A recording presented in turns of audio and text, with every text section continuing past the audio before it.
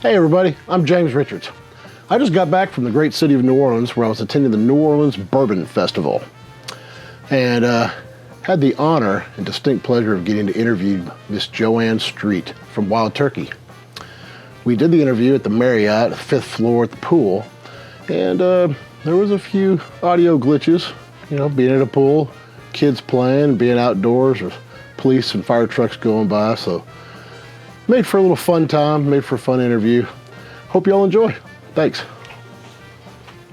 Hi, I'm Joann Street. I am the Wild Turkey Portfolio Ambassador, based in Brooklyn, New York, but I do cover the East Coast. We are down here in the beautiful New Orleans for Bourbon Fest, which is the first time that it's been hosted in 2 years. So I'm very excited to be here and very honored to be one of your first guests on your podcast. Oh, thank you.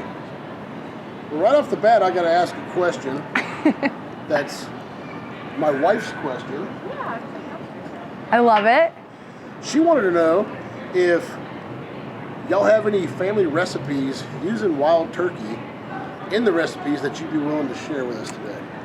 This is a really fun and great question because a lot of people probably think, oh, your holidays are like very exciting. You guys are probably enjoying a lot of wild turkey. We actually don't really drink at home. Like, not a lot of my family enjoys like just sitting around a table and enjoying wild turkey. They're very more focused on being with family and kind of being present in that moment. So not too many, but I will say American honey was definitely inspired by my grandmother because that was kind of during a time that we were trying to introduce women into the bourbon industry. If you think back, a lot of people don't know this, but American honey came out in 1976. We were the very first distillery to ever put out a flavored bourbon. Obviously today we see many, many bourbons that are doing some type of American honey or a honey flavored whiskey or a bourbon based liqueur.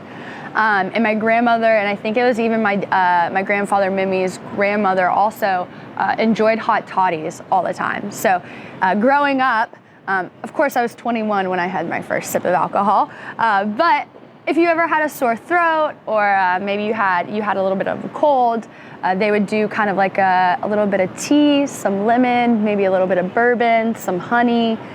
Kind of the best remedy for getting over, sore throat, a cold, or anything like that. But I will say my aunt made, my great aunt Eva made the most incredible cookies. So she was more of a baker, and my grandmother was more of the cook of the family, and probably some of the best meals of my whole entire life were around the kitchen table at Granny Joe's house. So. Outstanding. Now, I heard an interview recently where Bruce was talking about y'all were going to try to get the chief of police to fake arrest Jimmy for driving around his little scooter. Mm-hmm. Did y'all ever make that happen? I don't think it's happened yet. I think it might have happened once.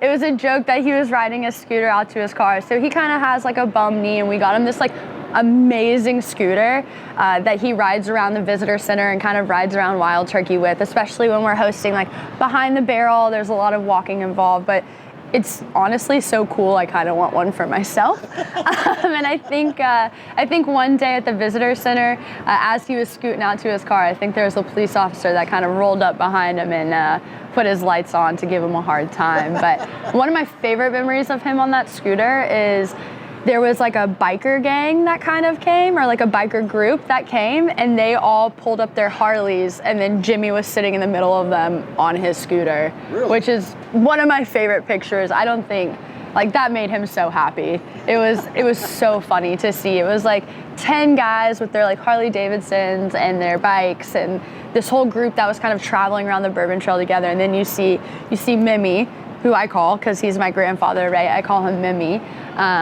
just in the middle of all of these guys, and it was a true sight to see. That's great.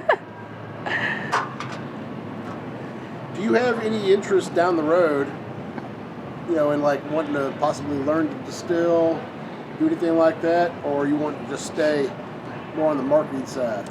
Yeah, so I think one day, like when I get a little bit older, I would love to get back to the distillery and really kind of learn the way that we make our product hands-on, and maybe even collaborate with Bruce down the road on a product. I think that could be a lot of fun to be kind of like the next generation of Wild Turkey.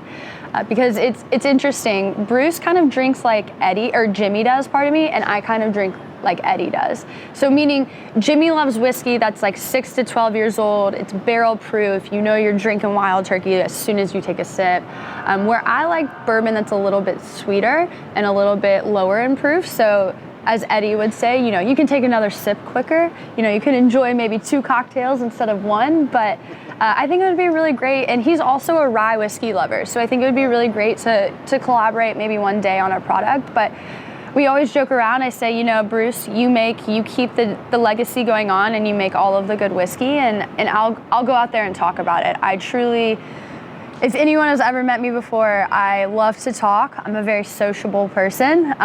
If you can't tell, as I'm probably talking way too much now, but I love to be in front of people, and I love to have people fall in love with Wild Turkey all over again, because you know, a lot of people have a story about Wild Turkey. Maybe it was something that your grandfather enjoyed, but I always love having people revisit, either it be 101 or some of the other products in our portfolio, and getting to share that experience with them and hearing why they fell in love with the product the same way that I did. That is really kind of what drives me. So for now, I'm gonna stay on the marketing side of things. I love being out and about and talking to people and educating people on our brands. And I think I'll leave the distilling to Bruce as of right now, but that might change in the future. Do you have a favorite market? A favorite market? This is gonna be no surprise to anyone on my team or anyone that I work with that hears this, but I love and adore New Orleans. The people, the culture, the city, especially when you kind of venture out of the French Quarter. I love the French Quarter and the beauty of every single like house and the way that the bars are and everything in the restaurants. But when you kind of venture out of the city and to see the other parts of New Orleans, it's undescribable. The kindness and the respect that you receive no matter where you are in the city. The food is insane here. You can have the best cheeseburger of your life, or the best shrimp and grits, or the best crawfish. All of the food here and the drink and just the culture that you experience and all the different walks of life that you see while you're here. Like I said, no one that listens to this that knows me is gonna be surprised that I said New Orleans as we sit in New Orleans and enjoy this beautiful weather. This is great. Has there been a question that's like a question you get tired of hearing, or just something that you hear all the time? Just the worst question. The worst question. I don't know if there are any there's never a bad question, in my opinion. The one that's kind of silly that I get asked the most often is, my last name is Street, right? But I am related to the Russells.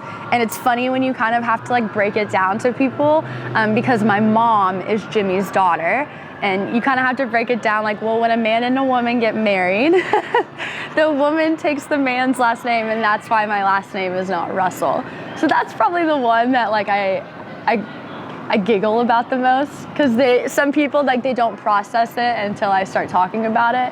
But there's never like a question that I ever get tired of answering, because I love what I do and I love talking to people. So nothing yet. I'm only 8 years in though, so maybe when I'm pushing like 69 like Jimmy, or like 40 plus like Eddie, I might have one. But as of now, I'm still young and excited and eager to answer any and every question. All right, with March being Women's History Month, are there any shout-outs you'd like to give to other women in the industry? So you were there yesterday, and it was probably the utmost highlight of my career. To even be considered in the same caliber of these women was such a true honor. And I was sitting on the stage with them, but I was also like kind of fangirling and freaking out a little bit. But Lisa, the master distiller from Widow Jane, Victoria Butler from Uncle Nearest. Of course, these sirens are being so rude right now and interrupting our interview. I'm not okay with that. We'll give it just a minute so they can pass. Hopefully everyone is okay. I'll just start with the same question. I'll just start from the beginning. Let me just That's too funny. It's like they died down and then came back. Well, that's the realistic side of podcasting and interviews, and it's never quite enough, it's never perfect enough. But you were asking about Women's History Month. So what I was saying is I had the utmost honor to be a part of a panel yesterday down here at Bourbon Festival with four, mind you, very powerful women in this industry who I look up to, who I admire, that I aspire to be in the future. And to be even considered on the same caliber as those three women was probably a highlight of my career. But I got to sit on a panel with Lisa from Widow Jane, Miss Victoria from Uncle Nearest, and Marianne Eves, who is now a consultant creating so many wonderful products. And to even be considered to sit on a panel or be asked the same questions of those women, because those are people that I fangirl over, those are people that I look up to, and I hope that I make proud as a younger female in this industry. But any and every single woman out there that enjoys whiskey, whether you're a bartender or just your favorite go-to product at home is Wild Turkey or any type of bourbon or any type of whiskey, shout out to all of them, because women today are enjoying whiskey and enjoying spirits so much more than they used to. And it's a really exciting time as a younger female in this industry to be a part of that and to be a part of that change and to be able to impact those who are maybe coming up in the bourbon industry. It can be a very intimidating scene, but to be able to help, whether that be mentor or guide or whatever that is, to say, yeah, I'm also a young female in my 20s, but I have had the opportunity to talk to and speak to so many people about my brand, and it's possible for anyone. Doesn't matter if you're black, white, purple, green, red, doesn't matter where you come from or who you are. There is a space, and it's very inclusive for everyone who is interested and has a little bit of effort to put into it. That's good. Before becoming an ambassador, what were your favorite events to attend, and what did you take away from them? So before becoming, this is funny, before I got into the bourbon industry, I didn't really understand the grand scheme of things. So a little bit of history about me is I actually started working at Wild Turkey when I was 21 years old, just as a tour guide. It was a summer job for me. So I thought, this is really cool. I'm 21 years old. I work at a distillery. Like, this is a lot of fun. But then I realized the greater good of what Jimmy was doing at Wild Turkey and what Eddie and the legacy that Eddie and Bruce continued to carry away. Eddie started at Wild Turkey as a summer job, never left. Bruce started at Wild Turkey as a summer job and never left. And then I started there as a summer job and never left. But one of the events that I am most proud to be a part of is an event that we call Behind the Barrel. And it's we typically do like 4 sessions a year, and they're only about 30 people a session, but we invite bartenders from across the country and even across the globe to come to Wild Turkey, and they actually camp on site at our distillery. And it's 2 to 3 days of fully uninterrupted time with Jimmy and Eddie and Bruce. And it's just a time to really kind of immerse yourself into who we are as a brand and the relationships and the connections that have been built through that program. I could not be more proud to be a part of that and have that opportunity to kind of educate and advocate for our brand, but also with those bartenders and with those people that pour our favorite spirits on a daily basis, to be able to connect and kind of only focus on a few people and really build those relationships is something very special that we've built at Wild Turkey. Now I got to reword this a little bit. Wild Turkey's been a huge name in bourbon. With the last, in the past decade, my phone's deciding to go crazy on me. With the bourbon boom, has your job as ambassador become more important? And what is something unique that you have brought or are trying to bring to the table? Yeah, that's something you're working on. Yeah, that's a really great question, because I think a lot of the times people look at ambassadors and they're not really sure what exactly their role is.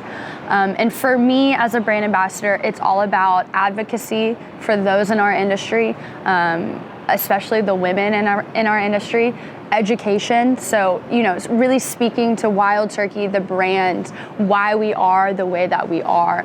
There is a reason that we are who we are, and we haven't changed that recipe for so many years.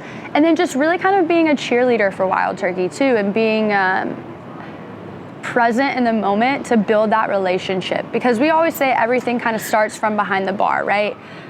You go to your favorite bar, and before you maybe indulge in an expensive bottle, maybe you go to your favorite bar and you enjoy a neat pour of it, or maybe it in a cocktail.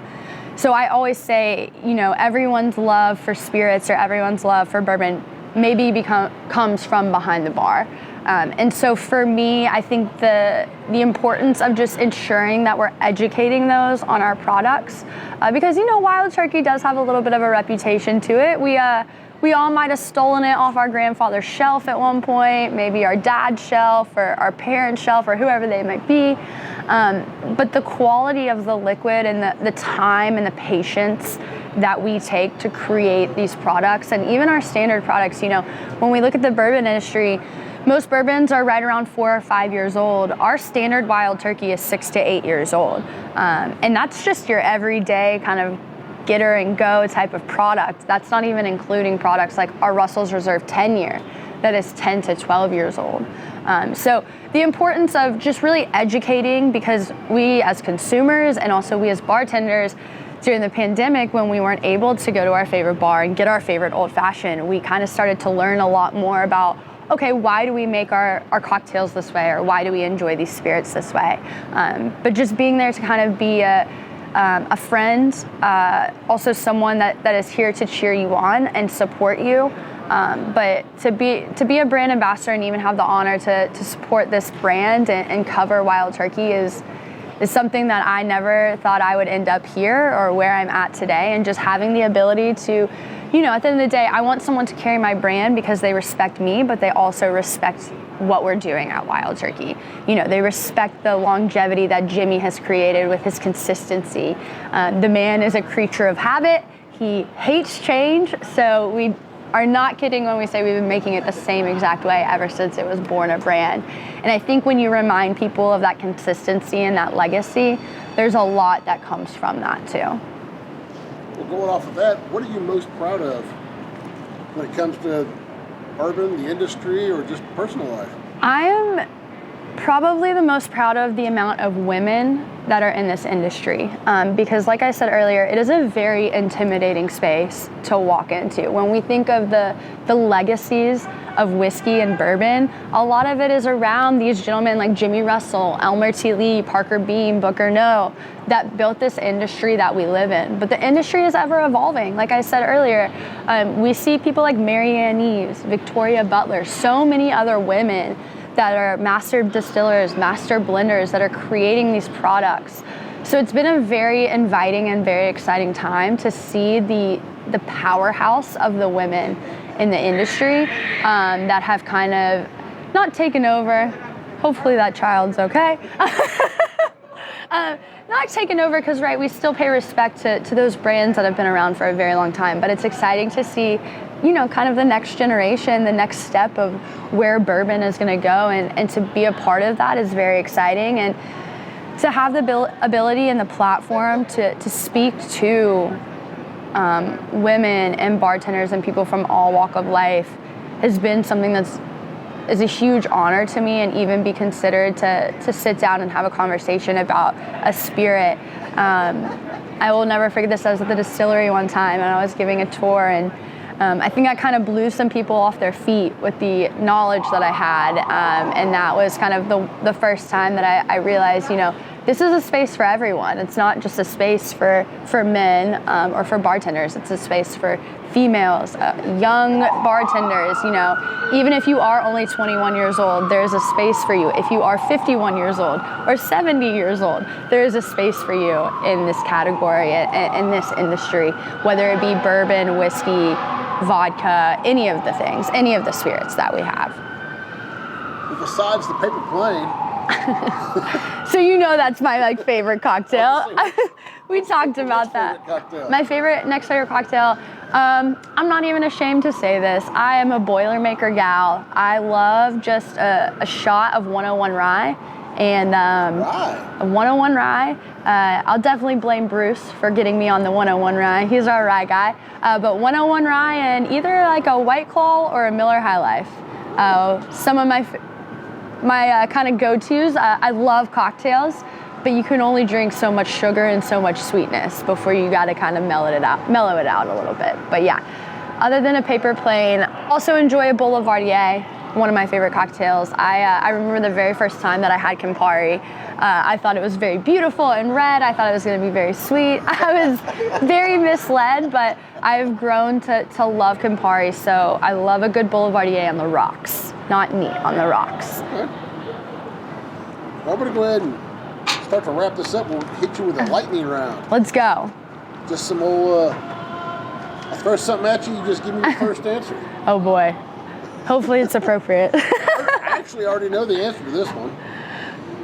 Coffee or tea? Tea, all day. Cats or dogs? Dogs. I have the cutest dog, by the way. Just had to put that up. Shout out to Mia. Shout out to Mia. Chocolate or vanilla? Chocolate, all day. Mexican or Italian? That's not fair. I love food. That's not fair. On a Tuesday, it's like, you know, Tequila Tuesday, Taco Tuesday, Mexican. On a Wednesday, Italian. I like both. I'm a foodie. That's not a fair question. New York or LA? New York. Why? The culture, the busyness of the city. If I could have LA weather in New York, that would be ideal. I just love the busyness of the city. There's always something going on. There's always somewhere to go eat. There's always a musical or a movie or a football game or basketball game. I love sports. I just feel like there's so much going on in New York, and it's, for me, I've only been there a year, so I got some more time. If you ask me maybe a year from now, maybe I'll say LA, but New York. I love the busyness and the food and everything that goes on in the city. All right, now this next one's a little bit of a trick question. Oh boy. Football or American football? That's not fair either, because I love sports and I was a soccer player growing up. I actually played. That's why I worded it that way. Yep, I played college soccer for a year, so that's, oh man. We'll go football. All right. Gin or vodka? Gin, and that is a newly acquired interest of mine. I've never really been kind of a clear spirits drinker. I've always kind of levitated towards rums, like dark rums or bourbons or whiskeys, or even like an aged tequila. But New York got me. I had a gin martini, and I love a good gin martini from time to time. Dirty, yep. Wine or beer?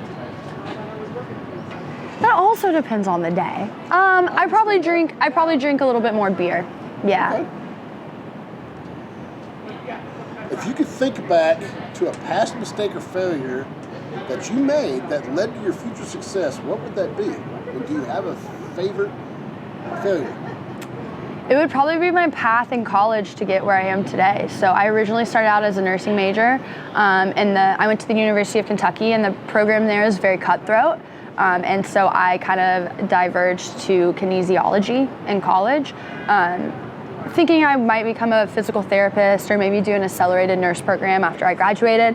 And that obviously was not the path for me. I started working at the distillery, and then when I graduated, it gave me the opportunity to work with them full time. And so I kind of put my master's degree on the backside of things and really pursued working in the bourbon industry. So I think that there's a time and a place. Like I said, I went to Austin Peay State University for a little while there. Went to 3 colleges in college, which is not very common. I played soccer, and then after my freshman year, that just kind of didn't work out for me anymore, and I transferred to the University of Kentucky.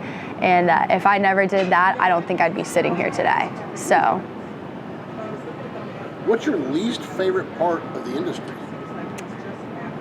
Ooh, that's a tough one. I don't think I have a least favorite part. I would say the most challenging part about my job is knowing that it's okay to miss out on some things. Like, I want to be at everything. I want to be a part of everything. The most challenging part is knowing that, like, FOMO is okay. It's okay.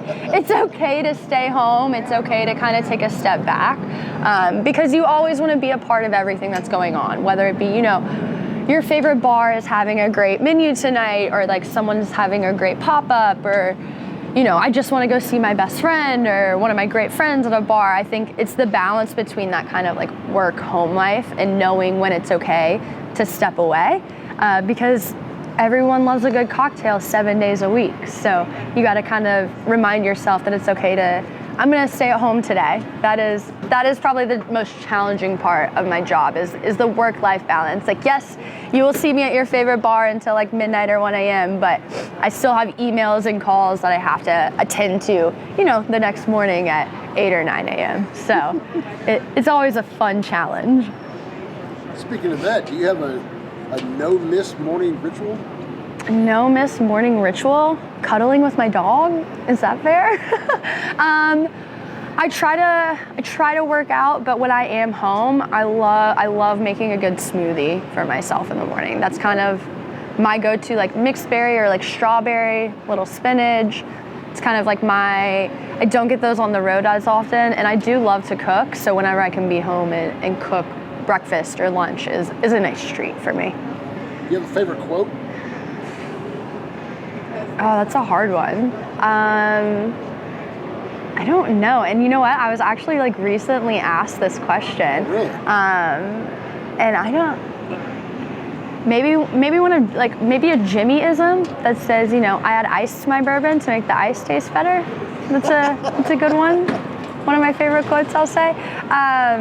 I will say one of the best pieces of advice that Bruce ever gave me, because we meet so many people, but it's always good to see you. It doesn't matter who you are. If we've never met, it's always good to see you. It's never nice to meet you, because we've probably crossed paths at some point in our lives, whether it be, here in New Orleans, maybe it was at a whiskey fest. It's always good to see people. I like that. Do you have a favorite bingeable Netflix show, or just something you just like to binge? Which one do you want? I love my vice out of work is reality TV. That is kind of like what I binge when I'm not working, or if I just like need a day off. So whether it be, I'm a big Bravo fan, so I'm talking like Below Deck, Summer House, Vanderpump Rules, love all of those. If we're talking about Netflix, I'm actually watching like F1, so Formula Racing, that documentary on Netflix right now. I just saw where Bridgerton came out with the second season, so I started that this morning. But I love a good just like TV show to watch. My all-time favorite TV show, I don't know if I can say this because it is a bad word, but Schitt's Creek. It is 10 out of 10, makes me, like, I could just like watch that on repeat. You know how people are kind of obsessed with like Friends or like Grey's Anatomy?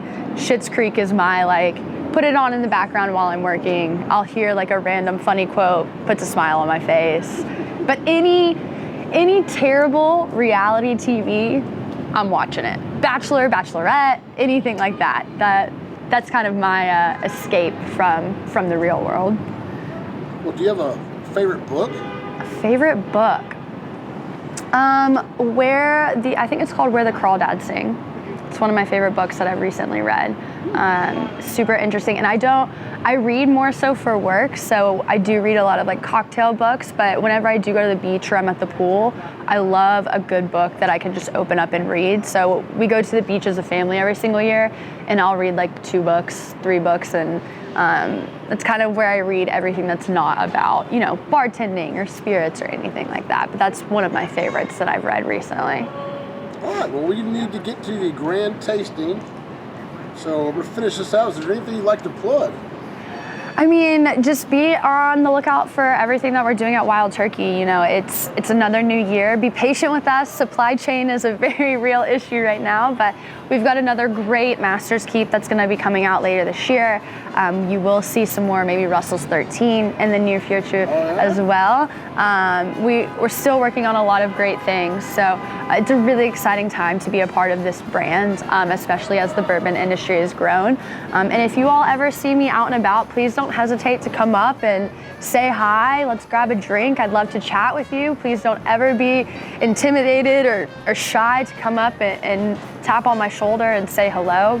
I would love to meet you, or if we've met, I'd love to have a drink with you, and just kind of shoot the shit, as they would say, have a good conversation, and chat. And please always, always, always come say hi.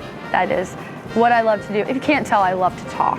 So. Well, one last question. Yep. You got any hints about this new Master's Keep? I might have one or two, but I'm gonna have to let you all, I'll leave you with a cliffhanger here. All right. So. Well, thanks. That's Joann Street with Wild Turkey. Thank you all so much. I look forward to seeing you in the near future. I could have easily talked to her for a couple more hours. As you can tell, she's very easy to talk to. But we had to get going to the grand tasting at the New Orleans Bourbon Festival. And we were a little pressed for time, so we had to wrap it up. I hope y'all enjoyed.